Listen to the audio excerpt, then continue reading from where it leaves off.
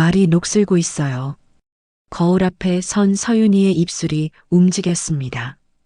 소리는 나왔지만 그 말이 누구에게 닿지 않았지요. 마포구 원룸, 오전 7시 반. 토스트 한 조각을 놓은 식탁 위로 햇살이 비스듬히 들어왔습니다. 남편의 빈자리는 여전히 그대로였지요. 지금 잠시 구독과 좋아요를 눌러주시면 다음 이야기들이 편하게 도착합니다. 알림 설정까지 해두시면 이어지는 장면을 놓치지 않습니다. 윤희는 가방 속 하얀 공책을 꺼냈습니다. 첫 페이지조차 펼쳐지지 않은 새 노트.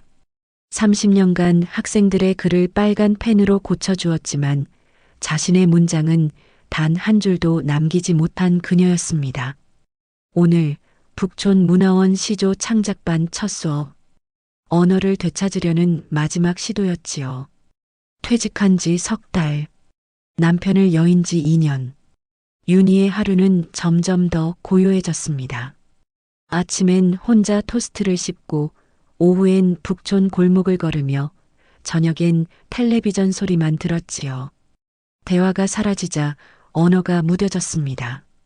책을 읽어도 문장이 머릿속에 남지 않았고 문자를 보내려 해도 적당한 단어가 떠오르지 않았지요.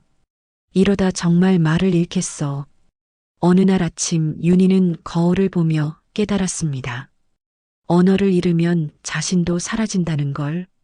그날 오후 북촌을 산책하던 그녀는 한옥문화원 게시판 앞에 멈춰 섰습니다. 시조 창작반 수강생 모집 매주 목요일 오후 2시 강사 한재욱. 90년대 문단에서 주목받았던 시인이라는 소개가 있었지요. 윤희는 떨리는 손으로 전화번호를 눌렀습니다. 아직 자리 있나요? 네, 내일부터 시작인데 괜찮으세요? 윤희는 그날 밤 공책과 펜을 샀습니다. 고등학교 국어교사로 30년을 가르쳤지만 막상 자신이 학생이 되려니 긴장됐지요. 남편이 살아있을 때 그는 항상 말했습니다.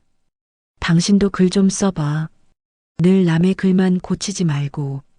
하지만 윤희는 한 번도 시도하지 않았습니다. 시간이 없었고 용기도 없었지요. 목요일 오후 윤희는 북촌 문화원 계단을 올랐습니다. 2층 작은 교실, 창호지 문 너머로 목소리가 들렸지요. 시조는 숨입니다. 낮고 또렷한 남자 목소리. 윤희는 문 앞에서 잠시 망설였습니다. 손잡이가 차가웠지요. 그녀는 깊게 숨을 들이쉬고 문을 열었습니다. 교실엔 8명의 중년 여성이 앉아 있었습니다. 모두 조용한 얼굴들. 칠판 앞에 선 남자가 한재욱이었습니다. 회색 셔츠에 검은 슬랙스, 60대 중반쯤 되어 보였지요. 그는 윤희를 보고 고개를 끄덕였습니다. 어서 오세요. 자리에 앉으시지요. 윤희는 창가 끝자리에 앉았습니다. 한재욱은 칠판에 붓으로 큼직하게 썼습니다. 시조는 숨. 그의 글씨는 절제되어 있었지만 힘이 있었지요. 초장에서 들이쉬고 중장에서 참고 종장에서 내쉽니다. 한재욱의 목소리가 교실을 채웠습니다. 창호지를 통과한 오후 햇살이 그의 뒤편으로 비스듬히 내려앉았지요. 윤희는 펜을 꺼내 공책에 받아 적었습니다. 시조는 숨. 그 세 글자를 쓰는데 손이 미세하게 떨렸습니다. 45자 3장 69. 하지만 중요한 건 글자 수가 아닙니다. 한재욱은 창밖을 가리켰습니다. 북촌 기와지붕 너머로 초록 실록이 보였지요. 계절어를 억지로 넣으려 하지 마세요. 봄은 봄이라는 단어 없이도 옵니다. 저 나무를 보세요. 누가 봄이라 말하지 않아도 우리는 압니다. 윤희는 창밖을 바라보았습니다. 버드나무 가지가 바람에 흔들렸지요. 연두빛 잎들이 햇살에 반짝였습니다. 문득 가슴이 뛰었습니다. 오랜만에 느끼는 감각이었지요. 오늘은 첫 시간이니 자유롭게 써보시지요. 지금 이 순간, 창밖 풍경, 마음속 생각, 무엇이든 좋습니다. 17음으로요. 한재욱이 말을 마치자 교실이 조용해졌습니다. 여성들이 하나둘 펜을 들었지요. 윤희도 공책을 펼쳤습니다. 하얀 첫 페이지. 펜 끝이 종이 위에서 망설였습니다. 무엇을 써야 할까? 30년간 남의 글을 고쳤지만 자신의 첫 문장은 이렇게 어려웠습니다. 창밖 버드나무를 다시 보았습니다. 바람에 흔들리는 가지. 그 끝에 매달린 연두빛. 윤희는 천천히 썼습니다. 꽃잎 지고 빈 가지에 바람 이름 없는 계절. 펜을 놓자 손바닥에 땀이 맺혔습니다. 이게 맞는 걸까? 시조라 할 수 있을까? 윤희는 자신이 쓴 17음을 몇 번이나 읽었지요. 시간 다 되셨나요? 한재욱의 목소리에 윤희는 고개를 들었습니다. 그는 천천히 교실을 돌며 각자의 공책을 수거했지요. 윤희 앞에 섰을 때 그의 손이 공책 위로 뻗어왔습니다. 다음 주에 첨삭해서 돌려드리겠습니다. 윤희는 공책을 건넸습니다. 한재욱은 잠깐 그녀가 쓴 시조를 훑어보았지요. 그의 눈썹이 미세하게 움직였습니다. 표정을 읽을 수 없었습니다. 그는 공책을 집어들고 다음 사람에게로 갔지요. 수업이 끝나고 여성들이 하나둘 자리에서 일어났습니다. 윤희도 가방을 챙겼지요. 복도로 나서는데 뒤에서 목소리가 들렸습니다. 저 선생님, 윤희는 돌아섰습니다. 한재욱이 교실 문 앞에 서 있었지요. 손에 윤희의 공책을 들고 잠깐만요. 그는 천천히 다가왔습니다. 복도엔 둘만 남았지요. 창밖으로 북촌 골목 소리가 희미하게 들렸습니다. 한재욱은 공책을 펼쳤습니다. 윤희가 쓴 그 17음. 이름 없는 계절이라는 표현. 그가 말했습니다. 목소리가 조금 더 낮아졌지요. 처음 쓰신 거 맞습니까? 윤희는 고개를 끄덕였습니다. 심장이 빠르게 뛰었지요. 네, 처음입니다. 한재욱은 잠시 공책을 들여다보았습니다. 그리고 윤희를 바라보았지요. 그의 눈빛이 뭔가를 읽어내려는 듯 했습니다. 봄이라는 단어를 고르지 않은 점이 좋습니다. 여백이 보이거든요. 윤희의 입술이 말라왔습니다. 여백이요? 네. 말하지 않은 것 속에 더 많은 게 담겨 있습니다. 한재욱은 공책을 덮었습니다. 그리고 윤희에게 건넸지요. 다음 주에 뵙겠습니다. 계속 쓰세요. 그는 그렇게 말하고 교실로 돌아갔습니다. 문이 닫혔지요. 윤희는 복도에 혼자 남았습니다. 공책을 가슴에 안고 서 있었지요. 가슴이 두근거렸습니다. 오랜만에 느끼는 감각. 누군가 자신의 언어를 읽어주었다는 것. 30년간 학생들의 글을 읽어주었지만 자신의 글이 읽혀본 건 처음이었습니다. 윤희는 계단을 내려갔습니다. 북촌 골목으로 나서자 늦은 오후 햇살이 얼굴을 감쌌지요. 돌담길을 따라 천천히 걸었습니다. 보랏빛 등나무가 담장을 넘어 고개를 내밀고 있었지요. 향기가 코끝에 닿았습니다. 집으로 돌아온 윤희는 공책을 펼쳤습니다. 자신이 쓴 17음. 꽃잎 지고 빈 가지에 바람 이름 없는 계절. 그리고 한재욱이 한 말. 여백이 보인다. 윤희는 펜을 들었습니다. 그리고 새로운 페이지를 넘겼지요. 하얀 공간이 그녀를 기다리고 있었습니다. 이번엔 망설이지 않았습니다. 펜 끝이 종이 위를 미끄러졌지요. 말 없는 밤 혼자 앉은 식탁 숨소리만 남았다. 손을 멈추고 윤희는 그 문장을 읽었습니다. 자신의 목소리가 거기 있었지요. 서툴고 거칠었지만 온전히 자신의 것이었습니다. 창밖으로 저녁이 내려앉았습니다. 마포구 원룸 창문 너머로 도시의 불빛이 하나둘 켜졌지요. 윤희는 공책을 덮지 않았습니다. 다음 페이지를 펼쳤습니다. 거기엔 아직 아무것도 쓰여 있지 않았지요.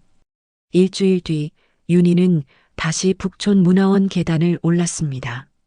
가방 속엔 공책이 들어 있었지요. 이번엔 새 페이지가 채워져 있었습니다. 교실 문을 열자 한재욱이 이미 와 있었습니다. 그는 칠판에 뭔가를 쓰고 있었지요. 윤희가 자리에 앉자 그가 돌아보며 고개를 끄덕였습니다. 수업이 시작되고 한재욱은 지난주 수거한 공책들을 돌려주었습니다. 각 공책엔 붉은 붓글씨로 첨삭이 되어 있었지요. 윤희 차례가 되었을 때 한재욱은 공책을 건네며 말했습니다. 서 선생님, 수업 후에 시간 되십니까? 윤희는 고개를 끄덕였습니다. 가슴이 또 뛰기 시작했지요. 네. 한재욱은 미소를 지었습니다. 그리고 다음 사람에게로 갔지요. 윤희는 공책을 펼쳤습니다. 자신이 쓴 시조 옆 여백에 붉은 글씨가 있었습니다. 처음 치고 나쁘지 않네요. 여백을 다루는 감각이 있습니다. 윤희는 그 문장을 몇 번이나 읽었습니다. 손끝이 떨렸지요. 수업 내내 한재욱의 목소리가 귀에 들어오지 않았습니다. 다만 그가 수업 후 무슨 말을 할지만 생각했지요. 수업이 끝나고 여성들이 하나둘 나갔습니다. 윤희만 자리에 남았지요. 교실엔 둘만 남았습니다. 창밖으론 북촌 기와지붕이 보였고 오후 햇살이 창호지를 통과해 은은하게 퍼졌지요. 한재욱이 윤희 옆 의자를 당겨 앉았습니다. 그의 손이 윤희의 공책 위에 놓였지요. 창밖으론 북촌 기와지붕이 보였고 오후 햇살이 창호지를 통과해 은은하게 퍼졌습니다. 교실엔 둘만 남았지요. 복도에서 발소리가 멀어졌습니다. 이름 없는 계절이라는 표현, 더 깊이 들어가 봅시다. 한재욱이 말했습니다. 목소리가 수업 때보다 낮았지요. 그는 붓을 꺼내 윤희가 쓴 시조 옆 여백에 작은 점을 찍었습니다. 무엇이 이름 없나요? 계절입니까? 아니면 그가 윤희를 바라보았습니다. 눈빛이 뭔가를 읽어내려는 듯 했지요. 당신 안에 무언가입니까? 윤희는 숨을 멈췄습니다.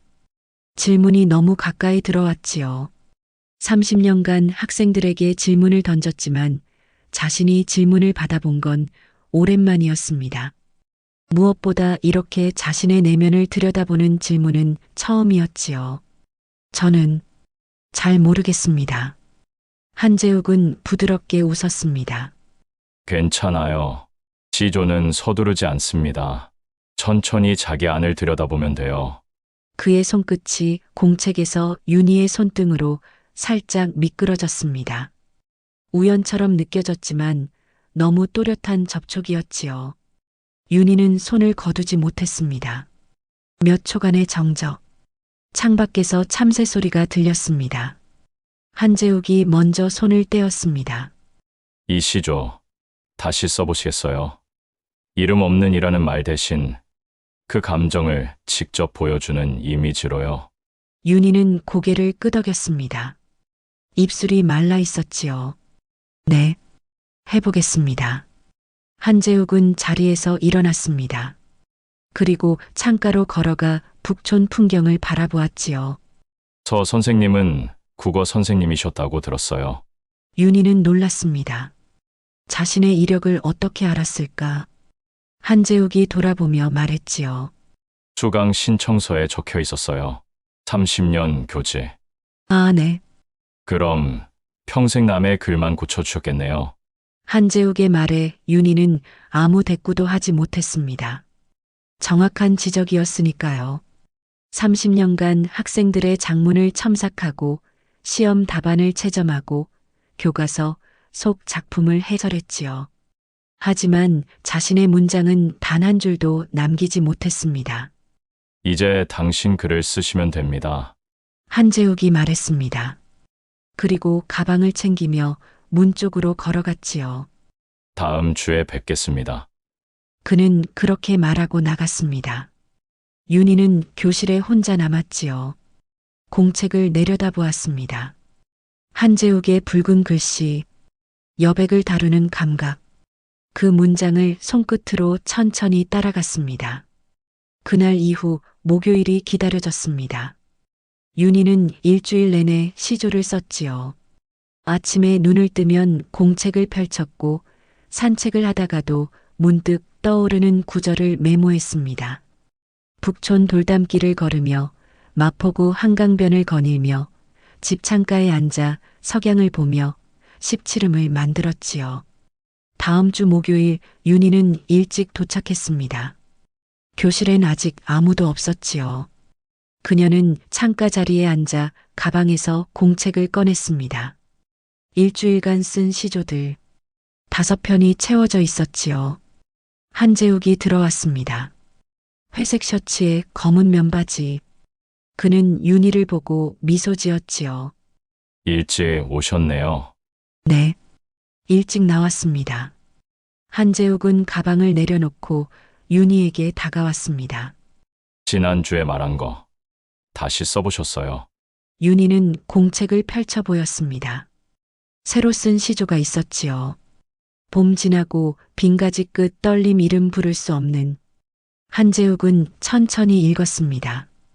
한참을 들여다보더니 고개를 끄덕였지요. 떨림이라는 단어 좋습니다. 이제 계절이 아니라 감정이 보이기 시작해요. 그는 붓을 꺼냈습니다. 떨림 옆에 작은 동그라미를 쳤지요. 하지만 여기서 한 걸음 더 들어가 봅시다. 무엇이 떨리나요? 윤희는 입술을 깨물었습니다. 무엇이 떨릴까? 가지일까? 아니면 자신일까? 남편이 떠난 뒤 모든 게 흔들렸지요. 집의 고요함, 언어의 둔화, 자기 존재의 무게까지. 잘 모르겠어요. 한재욱은 윤희의 어깨에 손을 얹었습니다. 가볍게, 그러나 분명하게. 괜찮아요. 시조는 대답이 아니라 질문이니까요. 계속 물으면 돼요. 자기의 아내. 다른 수강생들이 하나둘 들어오기 시작했습니다. 한재욱은 손을 거두고 칠판 앞으로 갔지요. 수업이 시작됐습니다. 그날 수업이 끝나고 한재욱이 다시 윤희를 불렀습니다. 서 선생님, 오늘도 시간 되시나요? 윤희는 고개를 끄덕였습니다. 이미 예상하고 있었지요. 다른 수강생들이 나가고 교실엔 또 둘만 남았습니다. 한재욱은 이번엔 윤희 맞은편에 앉았습니다. 책상을 사이에 두고 마주 보았지요. 시조를 쓸 때 어떤 기분이 드세요? 윤희는 잠시 생각했습니다. 두렵습니다. 두렵다. 네. 제 안을 보는 게 무섭습니다. 한재욱은 고개를 끄덕였습니다. 당연해요. 글쓰기는 자기를 드러내는 거니까요. 숨기고 있던 것들이 문장으로 나오는 순간, 그게 진짜가 되죠. 그의 말이 윤희 가슴에 닿았습니다. 정확한 표현이었지요. 30년간 타인의 글만 다루며 자신은 숨어 있었습니다. 이제 자신을 드러내려니 모든 게 낯설었지요. 하지만 두려워도 써야 해요. 한재욱이 말했습니다. 안 쓰면 언어가 진짜로 녹슬거든요. 윤희는 그 말에 움찔했습니다. 첫날 거울 앞에서 한 말. 말이 녹슬고 있어. 그걸 어떻게 알았을까? 아니, 한재욱도 같은 경험을 했을지 모르지요. 선생님도 그러셨나요? 윤희가 물었습니다. 처음으로 그에게 질문을 던진 것이었지요. 한재욱은 잠시 창밖을 바라보았습니다. 저도 오랫동안 안 썼어요. 10년쯤 그의 목소리가 낮아졌습니다. 쓸 수가 없었어요. 아내가 떠나고 말이 다 사라졌죠. 윤희는 숨을 죽였습니다. 그도 상실을 겪었구나. 그래서 이렇게 언어를 섬세하게 다루는구나. 그럼 어떻게 다시 쓰기 시작하셨어요? 한재욱은 윤희를 바라보았습니다. 누군가 제 시조를 읽어줬어요. 그리고 말했죠. 계속 쓰라고. 그의 눈빛이 깊었습니다.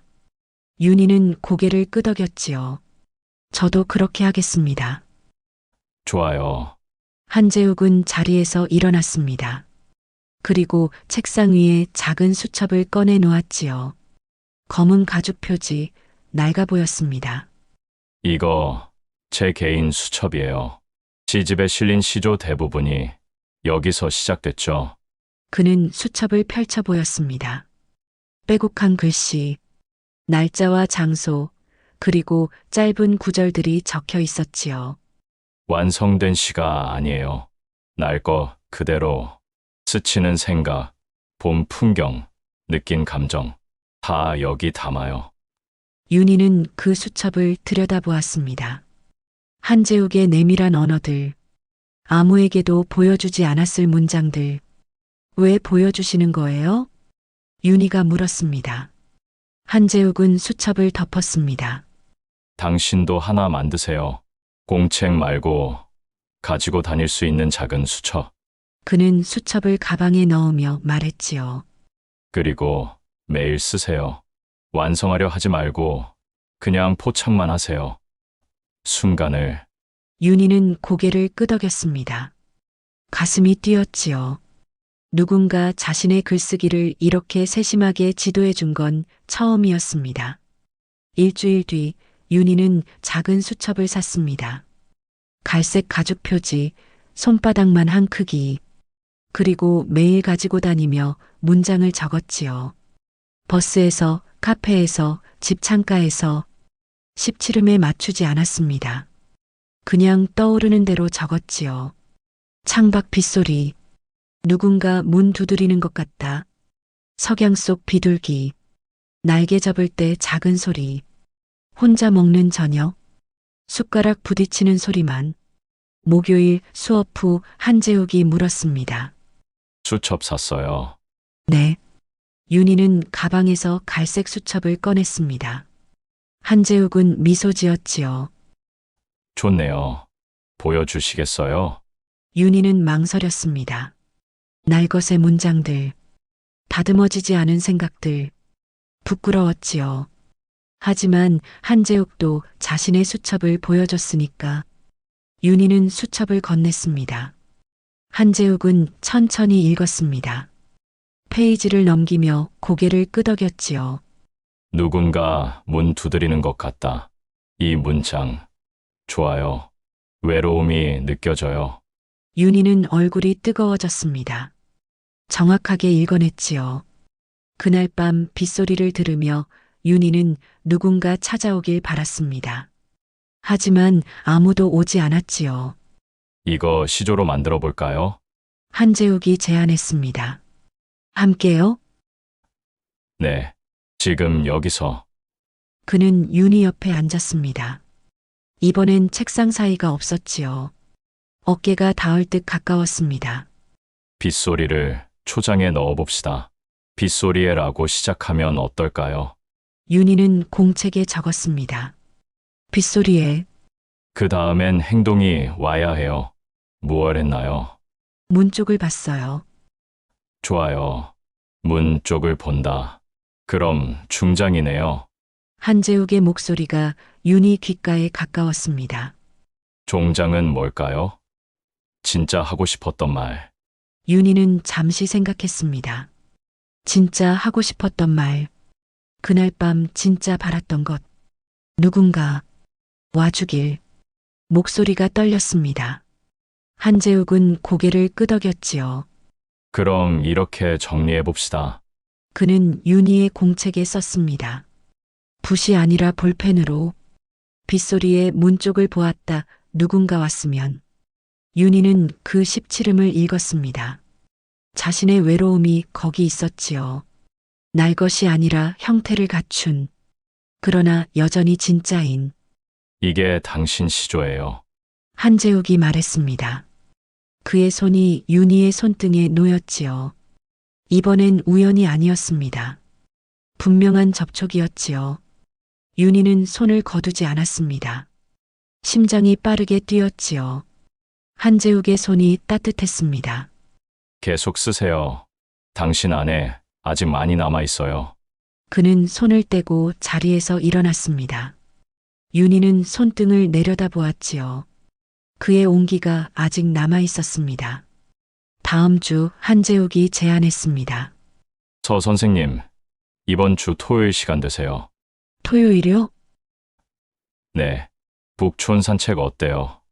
시조는 걸으며 쓰는 거거든요. 윤희는 당황했습니다. 수업 밖에서 만나자는 제안. 개별 지도의 연장일까? 아니면 다른 의미일까? 괜찮을까요? 물론이죠. 다른 분들도 종종 같이 산책해요. 한재욱의 말에 윤희는 안도했습니다. 다른 수강생들도 그러는구나. 그럼 좋습니다. 토요일 오후 윤희는 북촌 입구에서 한재욱을 만났습니다. 그는 캐주얼한 재킷에 청바지를 입고 있었지요. 평소 수업 때와 다른 모습이었습니다. 오셨네요. 네. 두 사람은 북촌 돌담길을 걷기 시작했습니다. 5월 초록이 담장 너머로 고개를 내밀고 있었지요. 바람에 보랏빛 등나무 향이 실려왔습니다. 이 길 자주 오세요. 한재욱이 물었습니다. 네. 퇴직하고 자주 걸어요. 혼자서요. 네. 혼자서요. 한재욱은 고개를 끄덕였습니다. 잠시 말없이 걸었지요. 돌담 위로 참새가 지저귀는 소리가 들렸습니다. 외롭지 않으세요? 한재욱의 질문에 윤희는 걸음을 멈췄습니다. 너무 직접적인 질문이었지요. 외롭습니다. 윤희가 대답했습니다. 숨길 이유가 없었지요. 남편이 떠난 뒤로 계속요. 한재욱은 윤희를 바라보았습니다. 저도 그래요. 아내가 떠난 뒤로 두 사람 사이에 정적이 흘렀습니다. 같은 상실을 겪은 두 사람. 돌담길 위로 오후 햇살이 비스듬히 내려앉았지요. 그래서 시조를 쓰는 건가요? 윤희가 물었습니다. 한재욱은 미소 지었습니다. 아마도요. 말을 잃지 않으려고. 그는 다시 걷기 시작했습니다. 윤희도 따라 걸었지요. 서 선생님도 그래서 오신 거잖아요. 언어를 되찾으려고. 네. 그럼 우린 비슷한 사람이네요. 한재욱의 말에 윤희는 가슴이 뛰었습니다. 비슷한 사람. 그 말이 묘한 친밀감을 만들었지요. 계단을 올라 높은 곳에 이르렀습니다. 서울 시내가 내려다 보였지요. 기와 지붕들이 겹겹이 쌓여 있었습니다. 여기서 시조 하나 써볼까요? 한재욱이 제안했습니다. 그는 가방에서 수첩을 꺼냈지요. 지금이요? 네. 지금 보이는 것, 느끼는 것 그대로. 윤희도 수첩을 꺼냈습니다. 두 사람은 돌담에 기대어 섰지요. 한재욱이 먼저 썼습니다. 윤희도 펜을 들었습니다. 기와 물결 오후빛에 흔들려 이름 모를 지붕들. 윤희가 쓴 17음. 한재욱이 옆에서 들여다보았습니다. 이름 모를 일이 또 나왔네요. 네. 자꾸 이 표현이 나와요. 괜찮아요. 그게 당신 언어니까. 한재욱은 자신이 쓴 것을 보여줬습니다. 북촌길에 나란히 선 그림자 오후가 짧다. 윤희는 그 시조를 읽었습니다. 나란히 선 그림자. 지금 두 사람을 말하는 것 같았지요. 오후가 짧다는 건 윤희가 물으려다 멈췄습니다. 한재욱이 대답했지요. 시간이 아까운 거죠. 이 순간이. 그의 눈빛이 윤희를 바라보았습니다. 윤희는 숨이 멎는 것 같았지요. 다음 주에 한재욱이 말을 시작했습니다. 평창에 좋은 한옥 게스트하우스가 있어요. 산속이라 조용하고 시조 쓰기 좋은 곳이에요. 윤희는 그의 말을 기다렸습니다. 함께 가보시겠어요? 워크숍처럼요. 윤희의 가슴이 두근거렸습니다. 평창, 함께, 워크숍. 그 단어들이 머릿속에서 맴돌았지요. 혼자가 아니라 함께요? 네. 자연 속에서 시조를 쓰면 더 좋거든요. 물론 부담스러우시면. 아니요. 윤희가 대답했습니다. 너무 빨리 나온 대답이었지요. 가겠습니다. 한재욱은 미소 지었습니다. 좋아요. 그럼 다음 주 토요일에 두 사람은 다시 돌담길을 걸어 내려왔습니다. 저녁이 가까워지고 있었지요. 북촌 골목에 그림자가 길어졌습니다. 나란히 걷는 두 사람의 그림자도 윤희는 집으로 돌아오는 버스 안에서 창밖을 바라보았습니다. 평창, 한옥 게스트하우스, 함께 그 단어들이 계속 떠올랐지요. 가슴 한구석에서 설렘과 불안이 동시에 일었습니다. 집에 도착해 윤희는 수첩을 펼쳤습니다. 오늘 쓴 시조를 다시 읽었지요. 기와 물결 오후빛에 흔들려 이름 모를 지붕들. 그리고 한재욱이 쓴 시조. 북촌길에 나란히 선 그림자. 오후가 짧다. 오후가 짧다. 그 말이 계속 귓가에 맴돌았습니다. 무슨 의미일까? 시간이 아깝다는 것. 이 순간이 소중하다는 것. 아니면 윤희는 수첩을 덮었습니다. 창밖으로 마포구 석양이 붉게 물들고 있었지요. 다음 주 토요일, 평창. 그녀는 무엇을 선택한 걸까? 단순한 워크숍일까? 아니면 그 이상일까? 윤희는 옷장을 열었습니다. 어떤 옷을 가져가야 할까? 손이 옷걸이 사이를 더듬었지요. 그리고 문득 깨달았습니다. 자신이 이미 결정했다는 것을, 두려워하면서도 기대하고 있다는 것을. 토요일 아침 윤희는 청량리역 플랫폼에 섰습니다.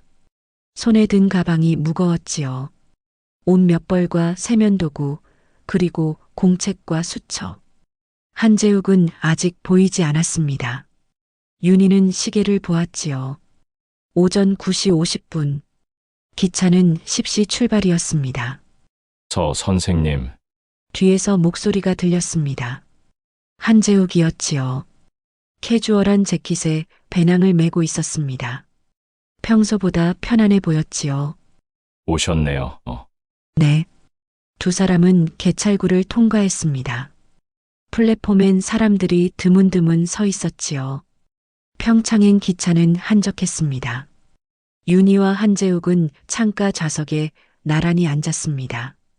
기차가 출발했습니다. 서울의 빌딩들이 창밖으로 밀려났지요. 점차 회색 건물이 줄어들고 초록 산들이 창을 채우기 시작했습니다. 윤희는 창밖을 바라보았지요. 한재욱은 배낭에서 수첩을 꺼냈습니다. 뭘 쓰세요? 윤희가 물었습니다. 지금 이 순간이요. 한재욱은 펜을 움직이며 말했지요. 기차, 창밖 풍경, 그리고 그는 윤희를 보았습니다. 옆에 있는 사람, 윤희는 얼굴이 뜨거워졌습니다. 그가 자신을 쓰고 있다는 것. 그 사실이 묘한 떨림을 만들었지요. 윤희도 수첩을 꺼냈습니다. 펜을 들고 창밖을 보았지요. 기차 안에 나란히 앉은 침묵산이 가까워진다. 한재욱이 옆에서 들여다보았습니다.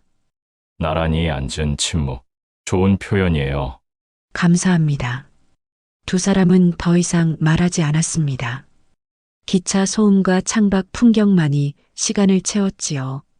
침묵이 불편하지 않았습니다. 오히려 편안했지요. 2시간 뒤 기차는 평창역에 도착했습니다. 역 밖으로 나서자 공기가 달랐지요. 차갑고 맑았습니다. 산 냄새가 났습니다. 택시를 타고 20분쯤 산길을 올라갔습니다. 길 양쪽으로 철쭉이 만개 있었지요. 분홍빛 물결. 바람이 불 때마다 꽃잎이 흩날렸습니다. 저기에요.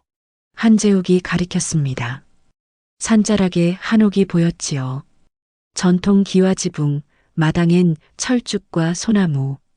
조용했습니다. 택시에서 내리자 주인 할머니가 나왔습니다. 70대쯤 되어 보였지요.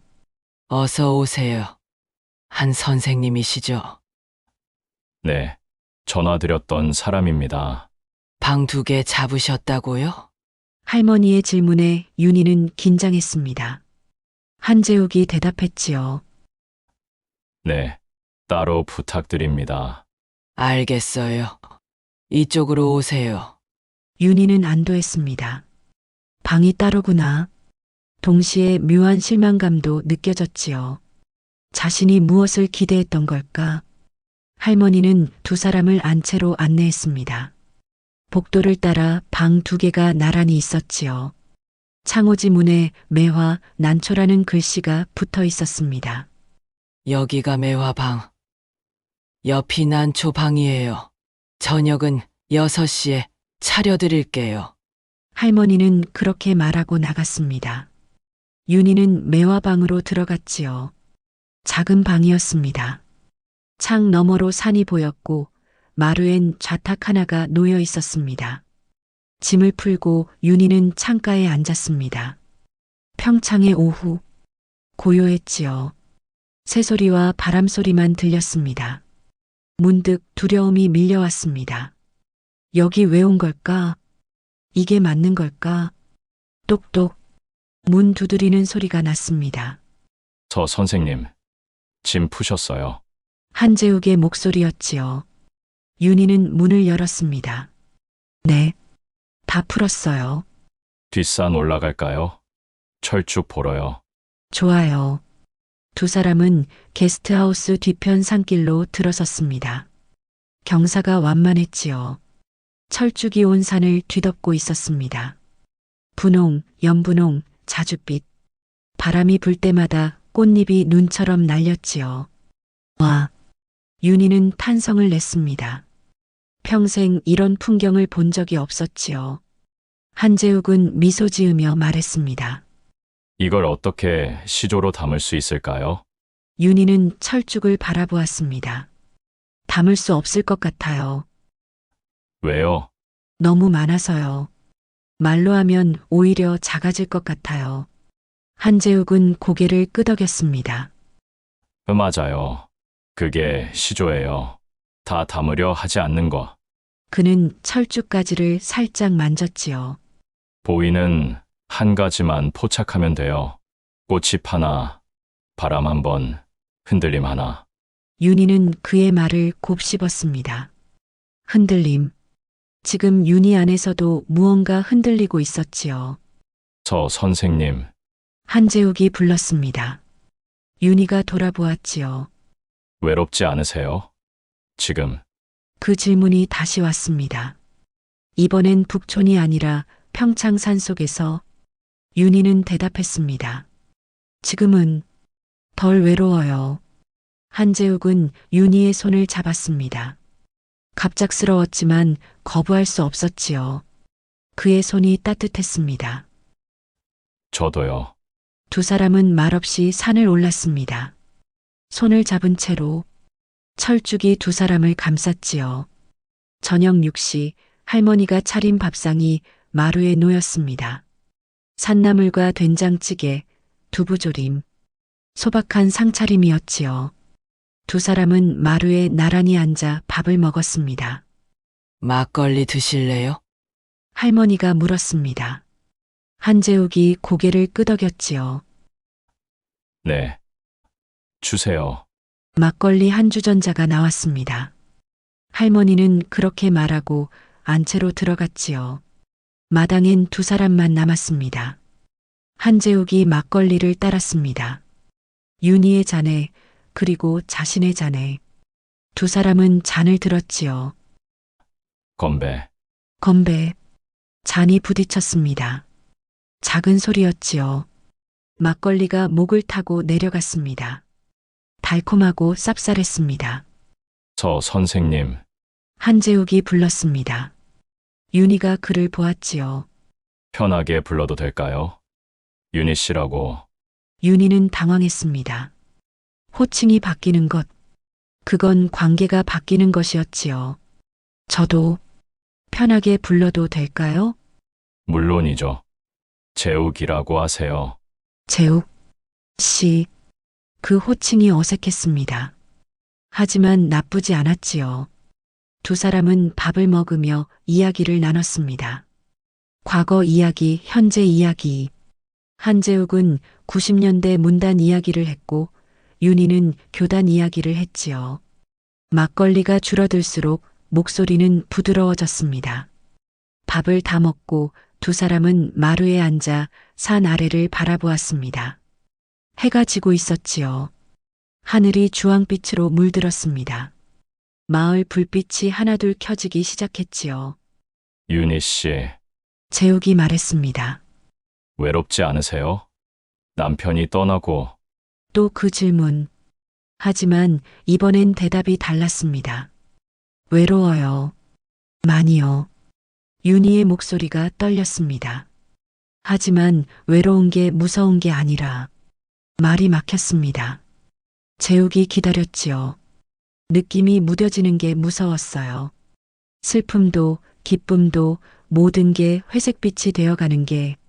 재욱은 윤희를 바라보았습니다. 저도 그래요. 글을 쓸 때만 살아있는 기분이에요. 나머지 시간은 그는 말을 멈췄습니다. 두 사람 사이에 정적이 흘렀지요. 달이 떠올랐습니다. 보름에 가까운 환한 달.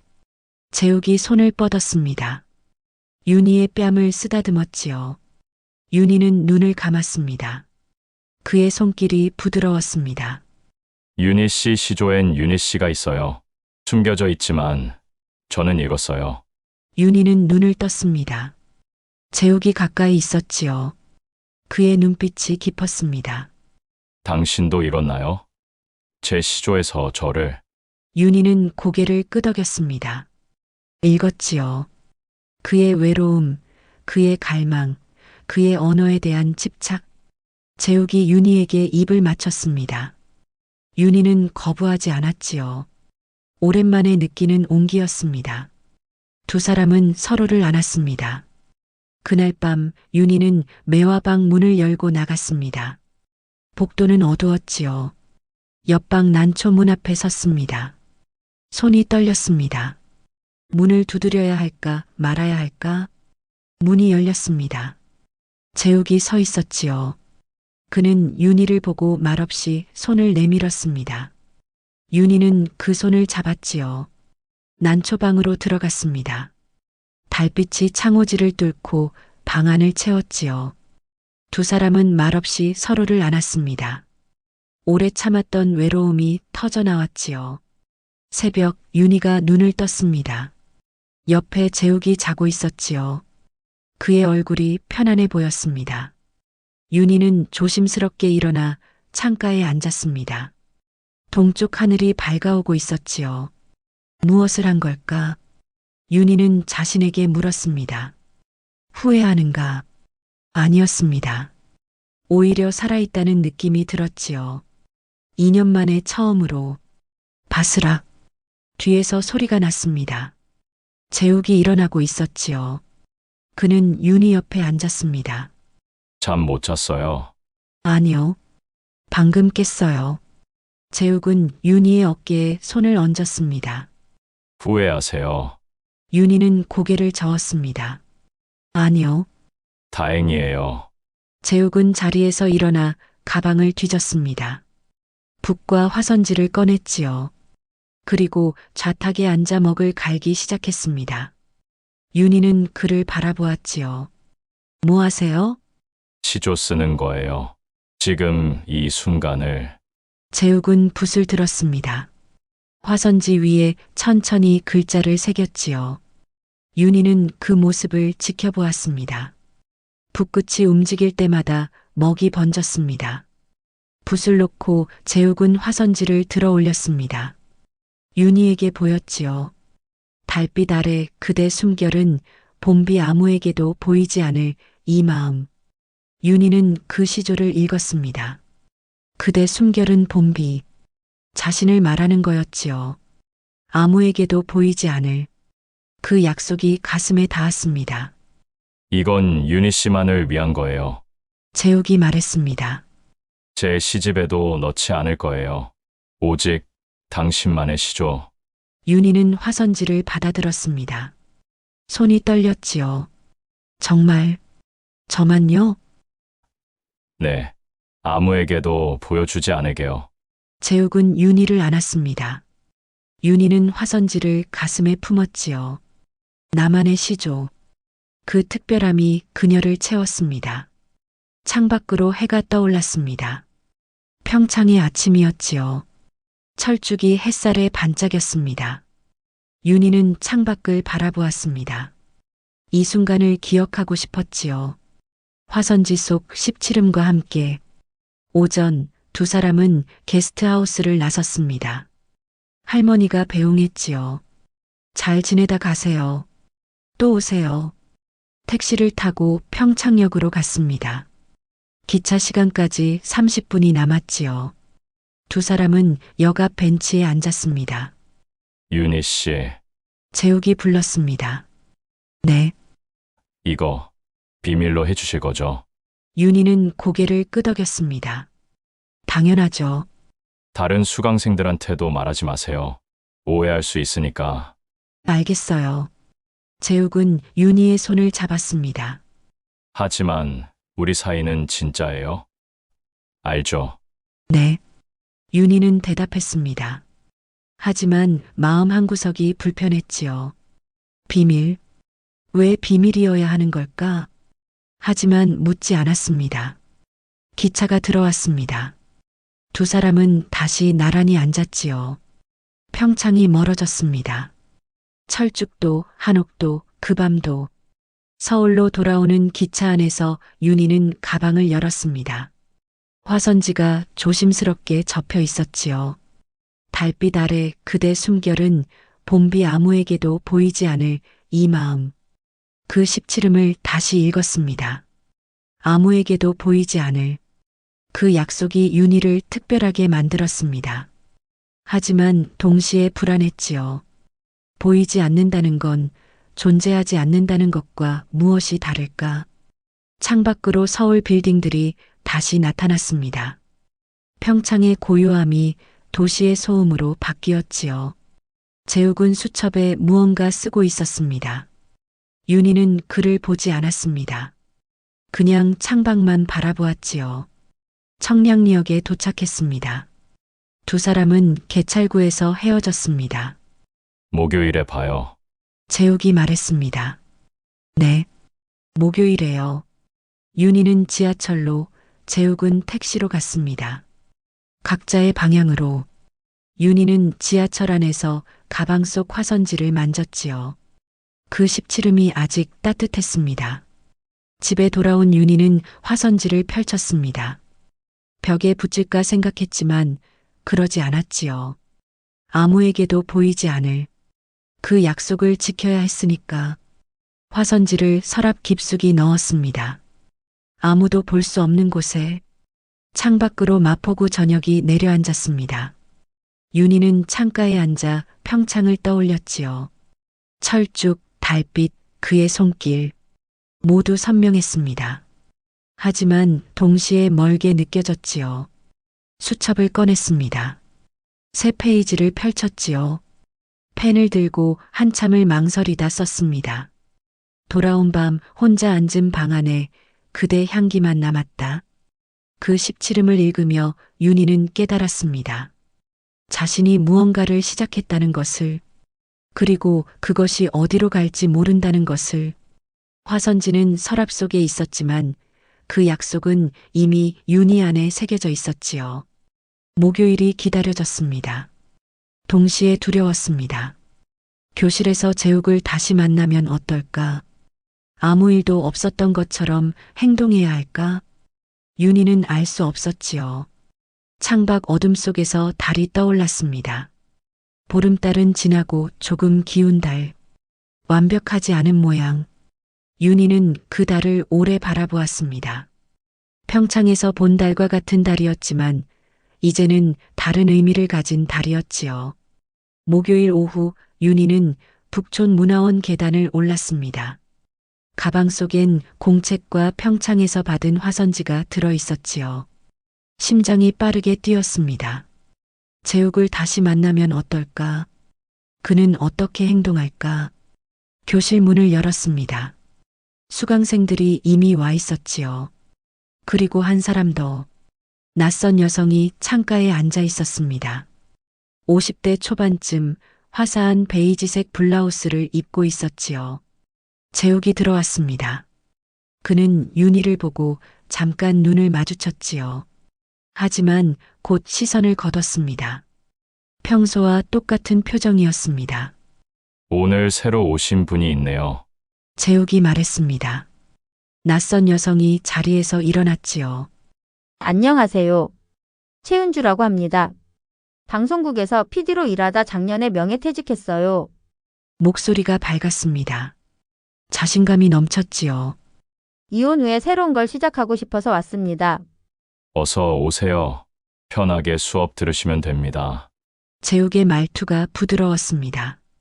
윤희는 자리에 앉았지요. 가슴 한구석이 불편했습니다. 새 사람, 새로운 시작. 그 단어들이 묘하게 느껴졌지요. 수업이 시작됐습니다. 재욱은 칠판에 예제 시조를 썼지요. 꽃잎 지고 빈 가지에 남은 향 봄이 멀어진다. 오늘은 여운에 대해 이야기해 봅시다. 재욱의 목소리가 교실을 채웠습니다. 시조는 끝나도 끝나지 않아요. 종장 이후에도 뭔가 남아있죠. 그게 여운이에요. 윤희는 공책에 받아 적었습니다. 하지만 집중되지 않았지요. 재욱의 목소리가 평창에서와 똑같았습니다. 낮고 부드러웠지요. 하지만 지금은 8명을 위한 목소리였습니다. 수업 중간 재욱이 은주의 시조를 읽었습니다. 봄비 내려 창가에 고인 물 누군가 생각난다.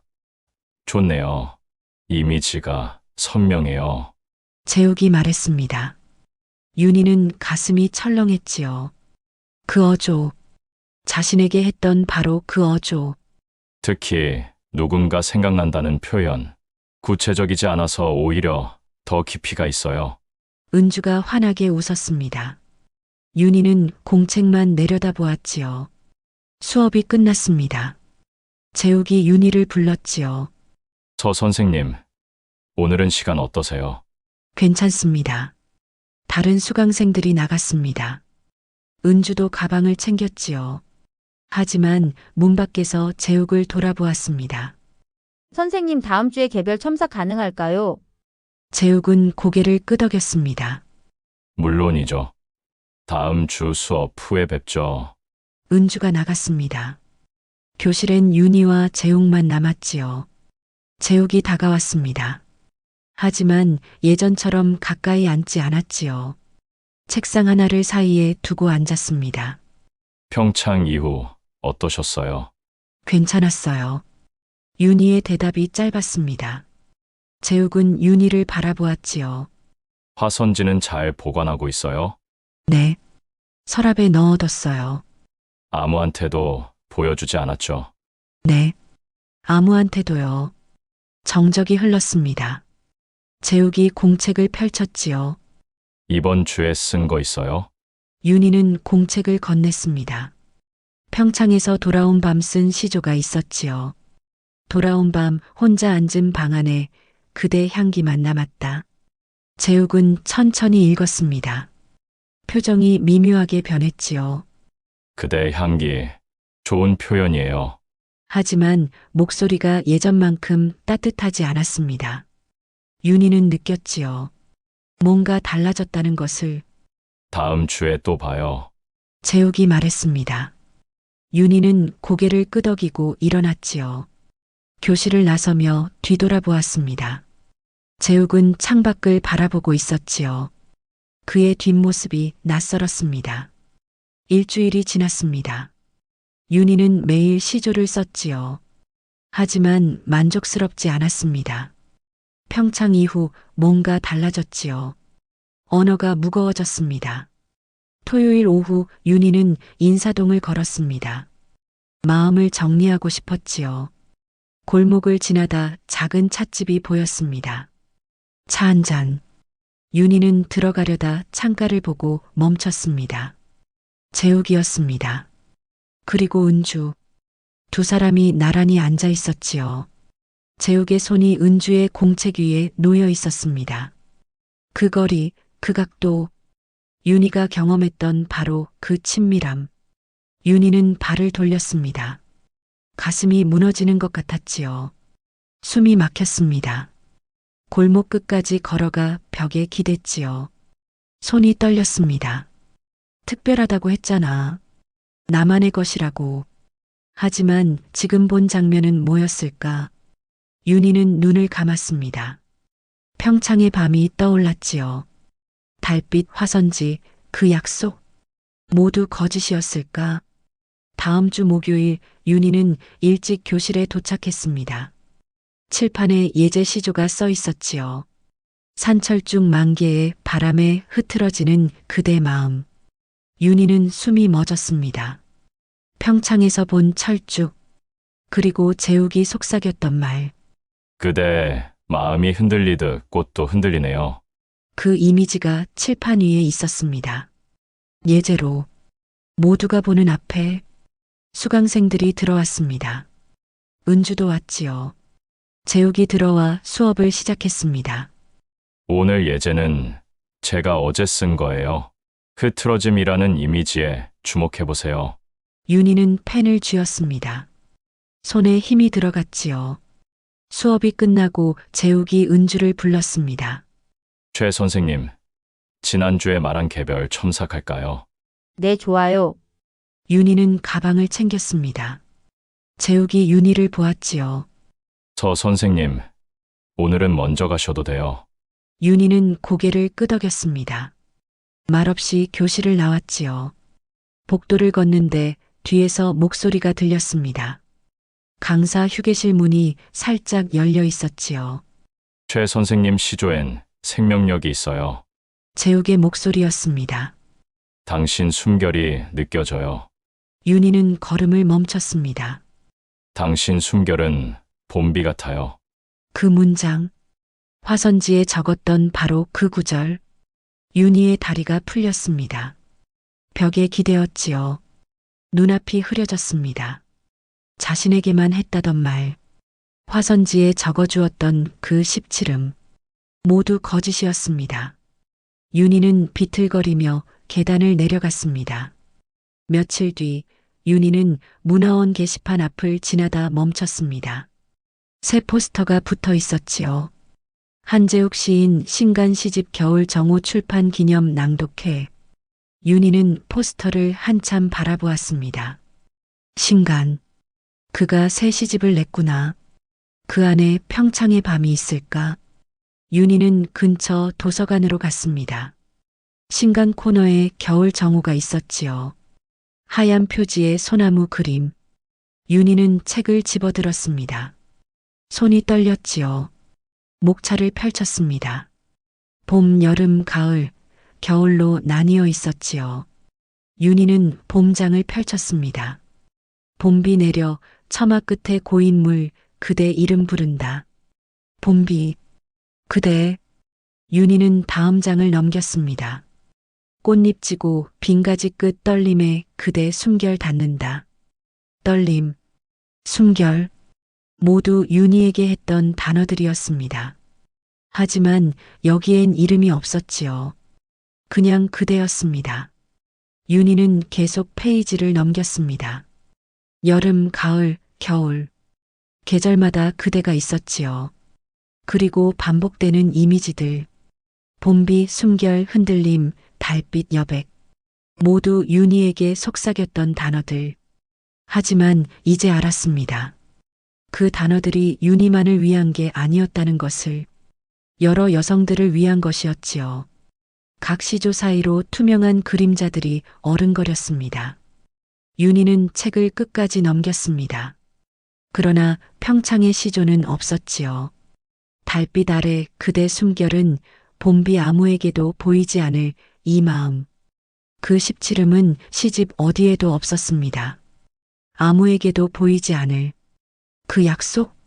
지켜진 건가 아니면 배제된 건가? 윤희는 알 수 없었지요. 책을 덮고 창밖을 바라보았습니다.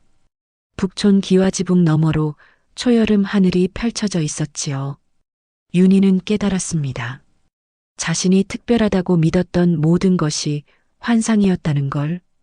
윤희는 도서관을 나왔습니다. 북촌 골목을 걸었지요. 돌담길을 따라 천천히.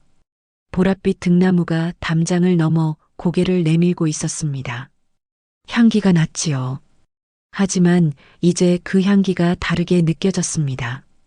집에 돌아온 윤희는 서랍을 열었습니다. 화선지가 조심스럽게 접혀 있었지요. 꺼내서 펼쳤습니다. 달빛 아래 그대 숨결은 봄비 아무에게도 보이지 않을 이 마음. 윤희는 그 십칠음을 오래 바라보았습니다. 아름다운 글씨였지요. 정성스러웠습니다.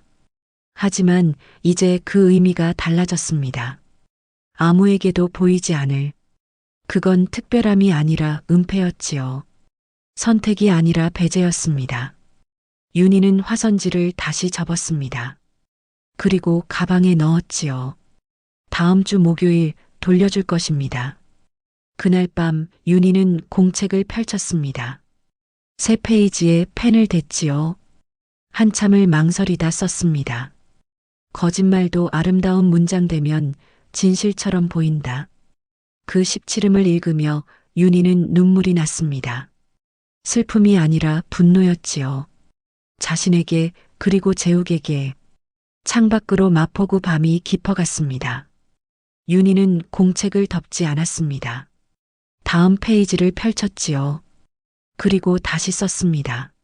나는 더 이상 누군가의 시조 속 그림자가 아니다. 그 문장이 윤희를 채웠습니다. 분노가 가라앉고 결심이 자리 잡았지요. 윤희는 알았습니다. 교실을 떠나야 한다는 것을, 재욱의 언어에서 벗어나야 한다는 것을. 하지만 동시에 알았습니다. 시조를 멈출 수 없다는 것을. 이제 시조는 재욱의 것이 아니라 윤희 자신의 것이었으니까요. 윤희는 수첩을 꺼냈습니다. 처음 샀던 갈색 가죽 수첩. 첫 페이지를 펼쳤지요. 거기엔 재욱이 말했던 것들이 적혀 있었습니다. 시조는 숨 여백을 보라. 날 것을 포착하라. 윤희는 그 페이지를 찢었습니다. 그리고 쓰레기통에 버렸지요. 다음 페이지부터는 온전히 윤희의 것이었습니다. 새 페이지에 썼습니다. 내 언어를 찾는다. 타인의 여백이 아니라 내 여백으로. 펜을 놓고 윤희는 수첩을 덮었습니다. 가슴이 뛰었지요. 두려웠지만 동시에 자유로웠습니다. 목요일이 왔습니다. 윤희는 가방에 화선지를 넣고 문화원으로 갔지요. 계단을 올랐습니다. 마지막 수업이 될 것입니다. 교실 문을 열었습니다. 수강생들이 앉아 있었지요. 은주도 있었습니다. 재욱이 들어왔습니다. 그는 윤희를 보고 잠깐 눈을 마주쳤지요. 수업이 시작됐습니다. 하지만 윤희는 듣지 않았습니다. 가방 속 화선지만 만졌지요. 수업이 끝날 때까지 기다렸습니다. 수강생들이 나갔습니다. 윤희는 자리에 남았지요. 재욱이 다가왔습니다. 오늘은 개별 첨삭 안 하셔도 돼요. 아니요. 윤희가 대답했습니다. 오늘은 드릴 게 있어요. 가방에서 화선지를 꺼냈습니다. 재욱의 표정이 굳었지요. 이거 돌려드려요. 윤희가 말했습니다. 목소리가 떨리지 않았지요. 왜요? 이건 제 언어가 아니니까요. 재욱은 화선지를 받지 않았습니다. 윤희 씨, 선생님, 윤희가 말을 끊었습니다. 제가 특별하다고 하셨죠. 이 시조가 저만을 위한 거라고. 맞아요. 거짓말이에요. 재욱은 대답하지 않았습니다.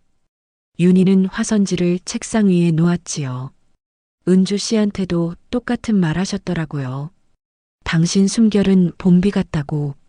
재욱의 얼굴이 창백해졌습니다. 그건 그리고 시집도 봤어요. 겨울정오. 거기 있는 모든 그대가 누구인지 이제 알아요. 윤희는 자리에서 일어났습니다. 저는 더 이상 수업 안 들을 거예요. 하지만 시조는 계속 쓸 거예요. 선생님 방식이 아니라 제 방식으로요. 재욱이 윤희의 팔을 잡았습니다. 윤희 씨, 제 말 좀 들어봐요.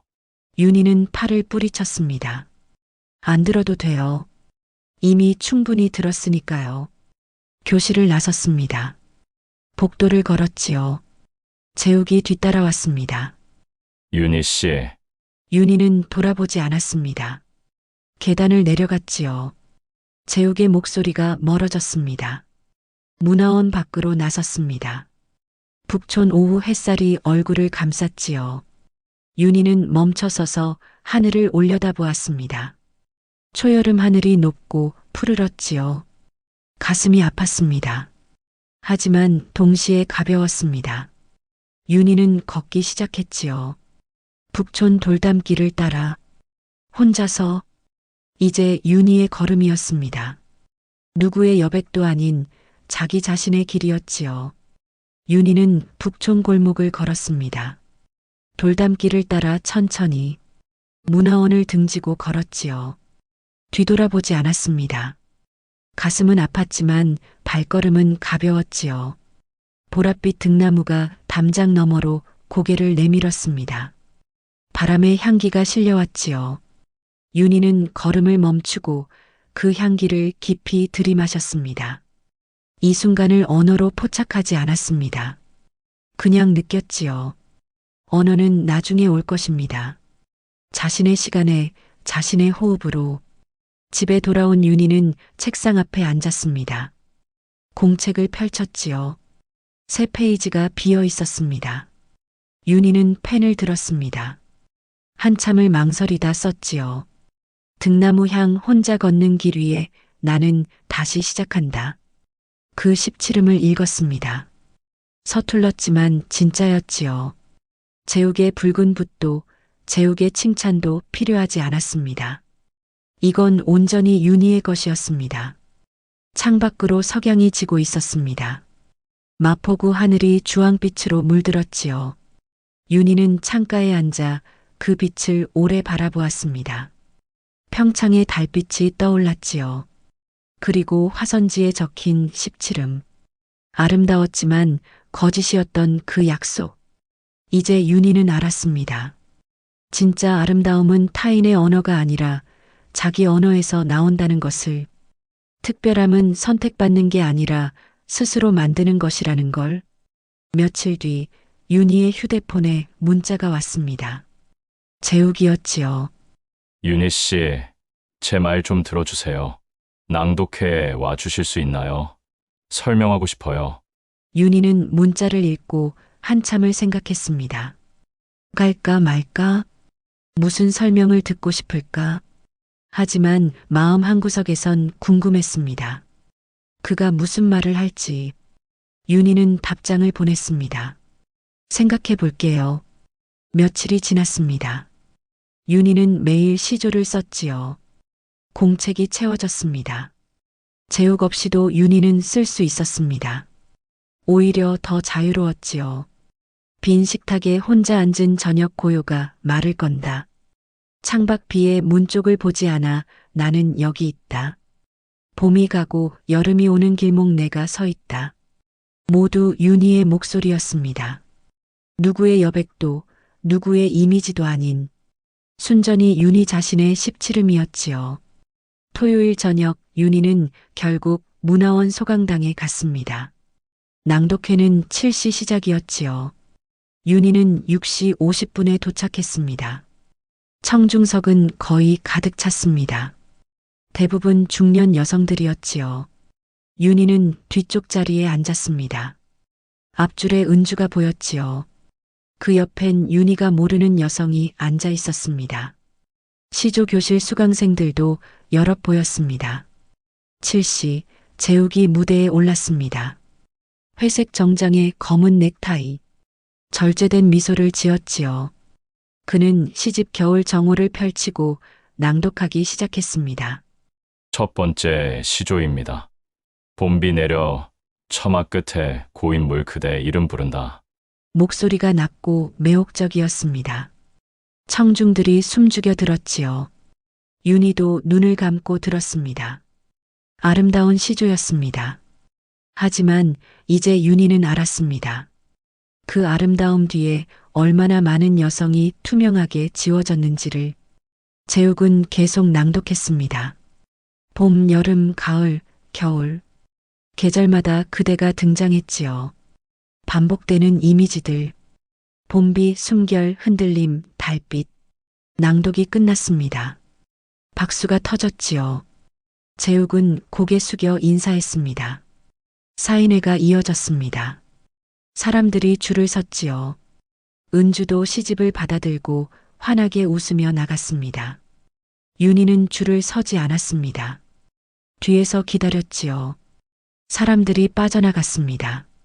마지막으로 윤희가 앞으로 나갔습니다. 재욱은 윤희를 보고 표정이 굳었습니다. 윤희 씨, 왔어요. 윤희가 말했습니다. 재욱은 주위를 둘러보더니 윤희를 작은 휴게실로 이끌었지요. 문을 닫았습니다. 와줘서 고마워요. 재욱이 말했습니다. 윤희는 팔짱을 끼고 그를 바라보았지요. 설명하고 싶다고 했잖아요. 뭘 설명하려고요? 재욱은 가방에서 낡은 수첩을 꺼냈습니다. 검은 가죽 표지. 처음 윤희에게 보여줬던 그 수첩이었지요. 이거 기억하죠? 네.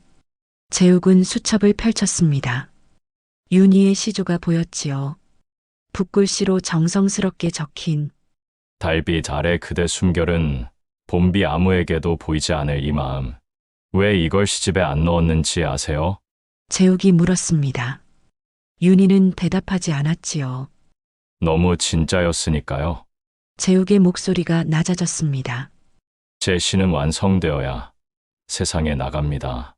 완성이라는 건 거리를 두는 거예요. 객관화하는 거죠. 윤희는 수첩을 내려다보았습니다. 그 다음 페이지에 다른 시조가 보였지요. 또 다른 여성의 이름과 함께 하지만 그날 밤 윤희 씨에게 준 건 완성이 아니었어요. 재욱이 말을 이었습니다. 날 것이었죠. 그래서 제 수첩에만 남겨뒀어요. 윤희 씨를 독점하고 싶었어요. 시로 완성하면 윤희 씨는 제 손을 떠나니까. 윤희는 페이지를 넘겼습니다. 은주의 이름, 다른 여성의 이름. 각각의 시조 옆에 아무에게도 보이지 않으리라는 구절이 반복되었지요. 독점이요? 윤희가 말했습니다. 목소리가 차가웠지요. 선생님은 언어로 사람을 묶어두시는군요. 하지만 그 언어는 선생님 것이지 제 것이 아니었어요. 윤희 씨, 저는 선생님 시조 속 그대가 되고 싶지 않아요. 윤희는 수첩을 닫았습니다. 그리고 이제 알아요. 선생님이 사랑한 건 저희가 아니라 저희를 통해 쓴 시조였다는 걸. 재욱은 대답하지 못했습니다. 침묵이 흘렀지요. 윤희는 자리에서 일어났습니다. 시는 아름다웠어요. 하지만 그 안에 진짜 사람은 없었어요. 휴게실을 나서려는데 재욱이 물었습니다. 그럼 윤희 씨는 시조 안 쓸 건가요? 윤희는 문 앞에서 멈췄습니다. 돌아보지 않고 대답했지요. 쓸 거예요. 하지만 선생님 방식이 아니라 제 방식으로요. 누군가의 여백이 아니라 제 여백으로요. 윤희는 문을 열고 나갔습니다. 문화원 밖으로 나서자 초여름밤 공기가 시원했습니다. 북촌 골목엔 가로등이 켜져 있었지요. 윤희는 천천히 걸었습니다. 가슴이 뛰었습니다. 두려웠지만 자유로웠지요. 집에 돌아온 윤희는 책상 앞에 앉았습니다. 공책을 펼쳤지요. 새 페이지에 펜을 댔습니다.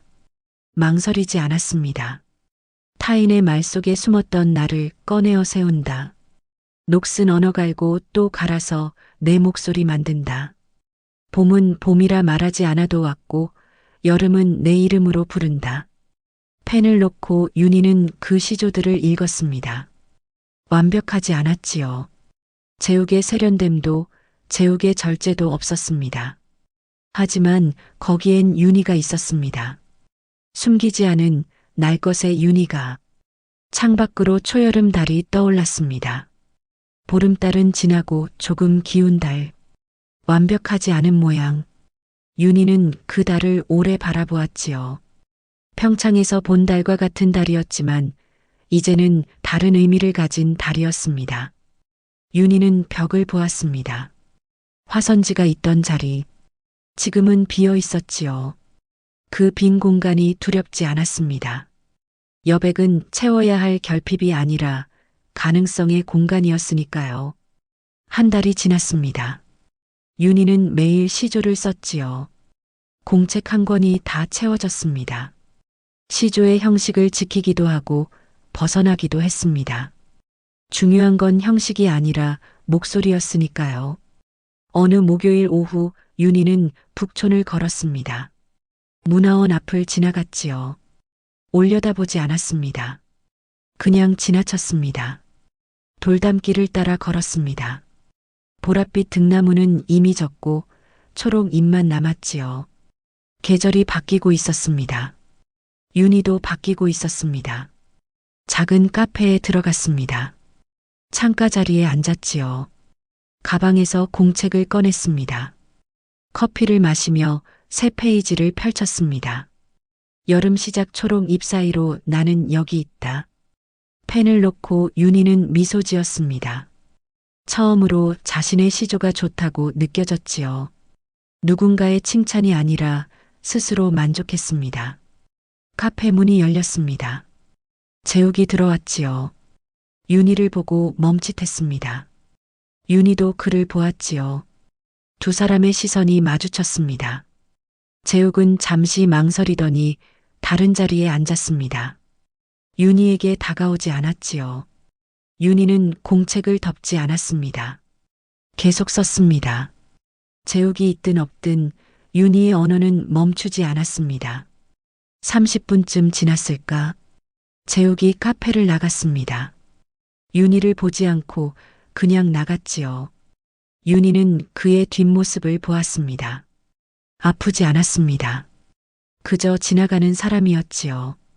윤희는 다시 공책을 펼쳤습니다. 마지막 페이지에 도달했지요. 새 공책이 필요했습니다. 윤희는 미소 지으며 가방을 챙겼습니다. 서점에 들렀습니다. 새 공책을 샀지요. 이번엔 검은 표지였습니다. 윤희는 첫 페이지에 이름을 적었습니다. 서윤희. 그리고 날짜. 그 아래 한 줄을 썼지요. 나는 나 자신의 문장이다.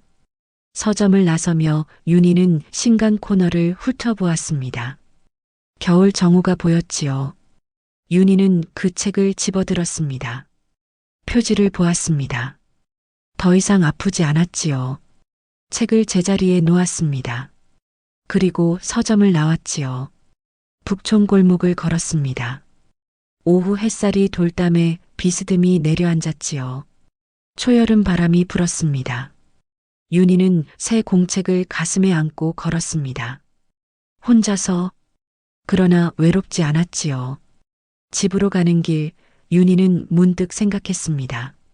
재욱이 가르쳐 준 것들, 시조는 숨이라는 것, 여백을 보라는 것, 계절어는 향기처럼 느끼라는 것, 모두 진짜였습니다. 하지만 재욱은 가장 중요한 걸 가르쳐 주지 않았지요. 자기 목소리를 찾는 법, 타인의 언어가 아니라 자기 언어로 쓰는 법, 그건 윤희 스스로 배워야 했습니다. 그리고 배웠지요. 계절이 한 바퀴 돌았습니다. 다시 봄이 왔지요. 윤희는 북촌 문화원 앞을 지나갔습니다. 게시판에 새 포스터가 붙어 있었지요. 시조 창작반 수강생 모집. 강사 이름은 여전히 한재욱이었습니다. 윤희는 게시판을 보다 발걸음을 옮겼습니다. 그 교실은 이제 윤희의 것이 아니었으니까요. 집에 돌아온 윤희는 책상 서랍을 열었습니다. 공책 5권이 차곡차곡 쌓여 있었지요. 모두 윤희의 시조로 채워진. 윤희는 6번째 공책을 펼쳤습니다. 오늘의 시조를 쓸 시간이었습니다. 봄이 왔다. 작년과 같은 봄인데 나는 다른 사람이다. 펜을 놓고 윤희는 창밖을 바라보았습니다. 마포구 하늘이 맑았지요. 새들이 날았습니다. 윤희는 미소 지었습니다. 더 이상 누군가의 시조 속 그대가 아니었습니다. 윤희는 자기 이름으로 계절을 건넜지요. 그리고 그것으로 충분했습니다. 책상 한쪽에 작은 액자가 놓여 있었습니다. 윤희가 직접 쓴 시조였지요. 나는 더 이상 누군가의 여백이 아니다. 나는 나 자신의 문장이다. 햇살이 그 액자를 비쳤습니다. 글씨가 반짝였지요. 윤희는 그 문장을 오래 바라보았습니다. 그리고 새 페이지를 펼쳤습니다. 오늘도 쓸 것입니다. 내일도 쓸 것입니다. 계절이 바뀌어도 세월이 흘러도 온전히 자신의 언어로 창밖으로 북촌 기와 지붕이 보였습니다. 봄 햇살 아래 반짝이는 기와들. 윤희는 펜을 들었지요. 종이 위에 첫 글자를 적었습니다. 망설임 없이, 두려움 없이, 이제 언어는 윤희의 것이었습니다. 이렇게 윤희의 이야기가 끝났습니다. 한재욱은 나쁜 사람이었을까요? 아니면 그저 예술가의 숙명이었을까요? 윤희는 옳은 선택을 한 걸까요? 사랑과 자존, 여러분이라면 무엇을 택하셨을까요? 댓글로 여러분의 생각을 들려주세요. 한재욱이 나쁘다 혹은 윤희의 선택이 옳다. 짧게라도 좋습니다. 여러분의 목소리가 궁금합니다. 그리고 만약 이 이야기가 누군가에게 위로가 될 것 같다면 공유 부탁드립니다. 좋아요와 구독은 더 좋은 이야기를 만드는 힘이 됩니다. 다음 이야기에서 뵙겠습니다. 여러분의 언어로 살아가시길 바랍니다.